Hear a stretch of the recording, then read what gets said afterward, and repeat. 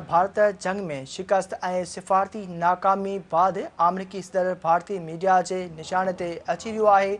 पाकिस्तान हथां 6-0 इबरतनाक शिकस्त बाद भारत अमरीका के जंगबंदी की दरख्वास्त कई हुई।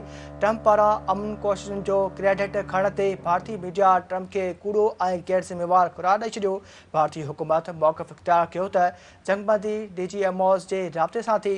भारतीय एंकर अर्नब गोस्वामी ट्रंप के गैर संजीदा ऐं कूड़ो करार ॾेई छॾियो। इन अहम ख़बर खां अवां खे आगाह पिया हलूं त भारत जंग में शिकस्त ऐं सिफ़ारती नाकामी बाद अमरीकी सदर भारतीय मीडिया के निशाने ते अची वियो आहे।